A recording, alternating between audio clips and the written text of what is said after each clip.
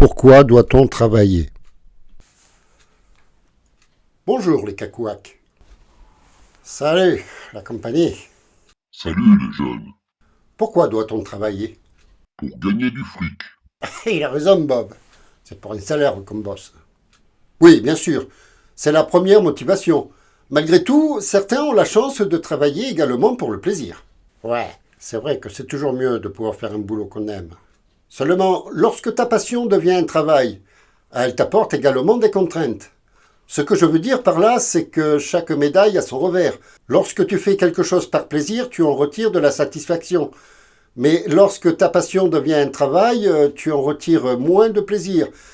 Parce que tu ne peux pas faire uniquement ce que tu aimes. Tu as raison. Et il m'arrive des fois de filmer dans des conditions exécrables. Mauvaises conditions météo ou filmer des trucs qui ne m'intéressent pas. Alors pourquoi le faire? Parce que c'est mon boulot. Je ne peux pas toujours choisir et j'ai des factures à payer. Et il y a donc des moments où tu n'aimes pas faire ton travail? Ah si, quand même. En tout cas, je préfère ça que d'aller casser des cailloux. Mais c'est vrai que je n'aime pas tout dans mon travail. Tu es un très bon exemple, Ange. Tu fais un travail que tu aimes. Mais tu reconnais qu'il y a des phases de ton travail qui te plaisent moins que d'autres. Et où tu veux en venir? Que si c'était une passion et non un travail, tu en retirerais plus de plaisir parce que tu ne le ferais uniquement que lorsque tu en aurais envie. Ouais, c'est pas faux, comme dirait Bob. Mais malgré tout, même si tu te passerais volontiers de certaines parties de ton travail, tu préfères ce travail à un autre. Bien sûr. Depuis que j'étais tout petit, je voulais faire ce boulot. Je n'envisageais même pas de faire autre chose. Et tu fais partie des personnes qui se sont donné la chance de faire le travail qu'ils aiment. Pour beaucoup de monde, une majorité peut-être, le travail ne se résume qu'à ce qu'ils ont pu trouver. C'est pas top. Ce n'est peut-être pas top, mais c'est quand même un travail. Malheureusement, beaucoup seraient bien contents de faire un travail qu'ils n'aiment pas juste pour percevoir un salaire. Parce que avec un salaire vient de l'autonomie, de la liberté, pouvoir faire des projets. Ah, ce n'est pas si simple. Beaucoup n'ont qu'un travail précaire et ne gagnent tout juste que de quoi vivre. Oui, c'est vrai. Ce n'est déjà pas toujours évident d'avoir un travail à plein temps. Et c'est encore plus dur d'avoir un CDI. Il y en a pour qui leur travail consiste principalement à chercher un travail convenable. Le travail n'est pas forcément ce que l'on aime le plus, mais il nous permet de gagner notre vie. Et indirectement, il devient ce que nous avons de plus important dans la vie. Oui, mais l'homme n'est pas fait pour travailler. La preuve, c'est que ça fatigue. L'autre jour, je me suis réveillé avec une envie de travailler. Alors, je suis resté au lit en attendant que ça passe. C'est vrai que le but d'avoir un travail, c'est surtout pour avoir un salaire. Car en fait, ce n'est pas le travail qui est important, mais le salaire qui va avec. On préfère quand même que le travail soit le moins désagréable possible, mais surtout que le salaire soit le plus confortable possible. Parce que c'est ce salaire qui te permet de financer tout le temps de ta vie qui n'est pas pris par ton travail. Seulement, souvent ton salaire, il ne te permet que d'aller tout juste jusqu'au mois suivant. C'est très souvent le cas, effectivement. Raison pour laquelle certains cherchent à évoluer dans leur travail, ou même chercher un travail mieux rémunérateur. Certains préfèrent un travail dur mais avec un bon salaire et d'autres se contentent d'un travail moins bien payé mais également moins pénible. Ouais, mais pour beaucoup, c'est aussi souvent un travail pénible et mal payé. Alors pourquoi ne pas changer?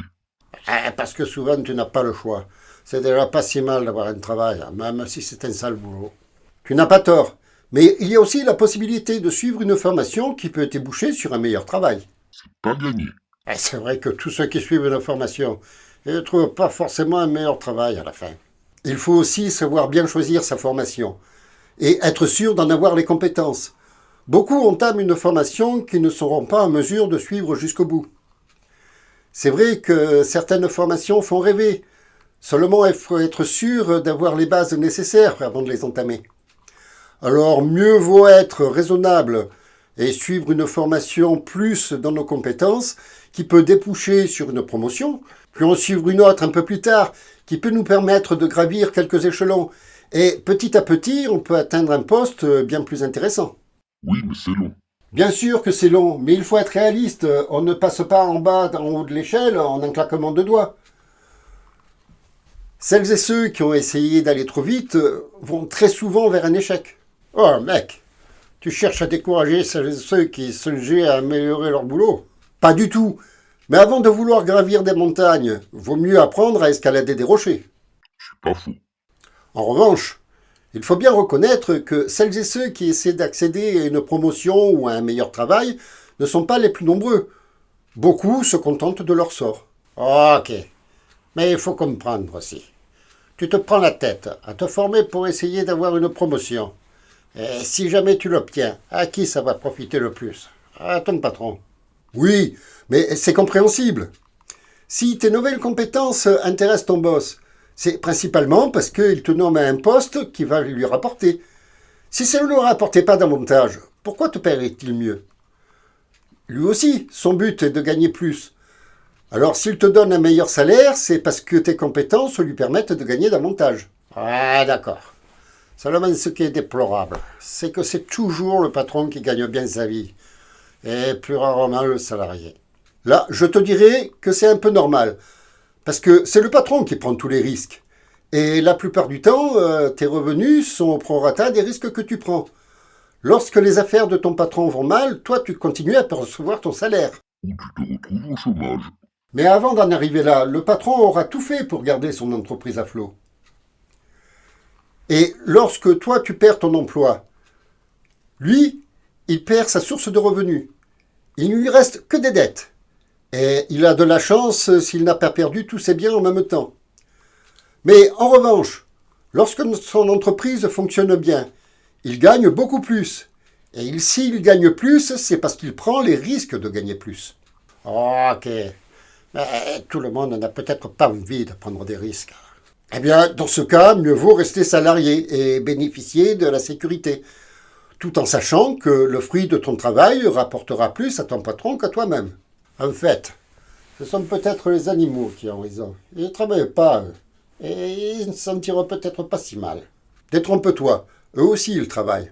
Pas pour de l'argent comme nous, mais ils passent le plus clair de leur temps à chercher de la nourriture, creuser un terrier ou construire un nid, puis se reproduire pour perpétuer leur espèce. En fait, ils ne sont pas si différents. Ce fut notre cas également autrefois. Nous étions des chasseurs-cueilleurs. Notre travail constituait à trouver de la nourriture, mais très vite, on a appris à nous répartir les tâches. Certains savaient mieux chasser que d'autres, d'autres savaient mieux trouver de quoi cueillir, et ainsi de suite. Et tout le monde trouvait sa place dans la communauté. Très vite, les premiers métiers ont vu le jour. Il n'y avait pas encore d'argent. Le tout était pour le bien de la communauté. Dans le meilleur des cas, certains pouvaient faire du troc avec d'autres. Ce n'était peut-être pas aussi bien organisé qu'aujourd'hui, mais déjà à cette époque, ceux qui prenaient le risque de ramener de la nourriture mangeaient mieux que les autres. Donc, rien n'a changé. Nous avons évolué, troqué nos poils contre des vêtements. Nous nous sommes affublés de règles qui sont devenues des lois pour en arriver à la vie que nous connaissons aujourd'hui. Et si tu regardes les animaux, pour ceux qui vivent en communauté, ce n'est pas si différent. Eux aussi, ils font équipe pour le bien de la communauté. Eux aussi, ils ont des règles. Eux aussi, ils s'entraident les uns les autres. Et si tu les observes bien, ils ont chacun leur tâche. On pourrait dire qu'ils ont chacun leur métier. De tout temps, le travail, quel qu'il soit, a fait partie de notre vie. De nos jours, être chasseur-cueilleur, ce n'est plus que pour le loisir. Le troc a été remplacé par l'argent pour des raisons plus pratiques. Et si on ne va plus chasser pour vivre, on va travailler, mais le but est le même, gagner de quoi vivre. Donc en fait, qu'on le veuille ou non, on n'a pas le choix que d'aller travailler pour vivre. Dans les grandes lignes, oui, certains n'en sont pas ou plus capables pour diverses raisons. Et dans ce cas, c'est la communauté qui prend soin d'eux. D'autres n'ont pas réussi à trouver un travail. Ils sont également aidés par la communauté. Mais si la communauté peut soutenir celles et ceux qui ne travaillent pas, c'est parce que d'autres le font à leur place. Comme chez les animaux, nous prenons soin les uns des autres. Les animaux qui sont trop vieux ou dans l'incapacité de chasser sont quand même nourris par les autres. Il y en a toujours qui abusent, bien sûr, mais ce n'est pas parfait. Chez les animaux, ils sont très vite écartés. Nous, non. Nous continuons à prendre soin d'eux. C'est pas normal. Le but de cette vidéo n'est pas d'en juger. Ça fait partie de notre évolution, nous prenons soin les uns des autres. Je trouve normal d'aider les personnes qui sont dans l'impossibilité de travailler, ainsi que celles et ceux qui sont arrivés à un âge où ils ont gagné le droit de se reposer. On ne peut pas non plus mettre de côté celles et ceux qui n'ont pas ou plus de travail. Mais tout ça, c'est possible uniquement parce qu'il y a une majorité qui, eux, travaillent pour eux, mais aussi pour la communauté. Alors donc, quand tu te lèves le matin pour aller au boulot, ce n'est pas uniquement pour toi que tu y vas. Non, une partie de ton travail revient à la communauté. Et d'ailleurs, lorsque tu es malade, que tu perds ton emploi ou lorsque tu arriveras à la retraite, c'est le travail des autres qui va prendre soin de toi. Alors, le système n'est peut-être pas parfait. Et il y en aura toujours qui abuseront. Mais c'est chacun de nous qui participons par notre travail à faire fonctionner ce système. Eh bien, doit-on travailler ? Je vous laisse répondre vous-même à cette question. Pour celles et ceux qui sont toujours là, c'est que vous avez sans doute apprécié cette vidéo que vous avez regardée gratuitement. Alors, pour nous récompenser de notre travail, offrez-nous un super pouce en l'air. Un petit commentaire sympa et courtois. Partagez la vidéo avec celles et ceux que vous pensez être intéressés. Et puis, si ce n'est déjà fait, abonnez-vous et activez la cloche. Allez, salut l'équipe. Les jeunes, on n'a pas le choix que d'aller travailler pour vivre. Alors étudiez bien avant de quitter l'école. Ça vous permettra d'avoir un meilleur travail plus tard. Salut la jeunesse. Le travail éloigne de nous trois grands mots. L'ennui, le vice et le besoin. Quel que soit le sujet, prenez toujours un peu de temps et de plaisir pour en discuter les uns avec les autres. Car c'est important de ne pas s'arrêter qu'à son simple avis.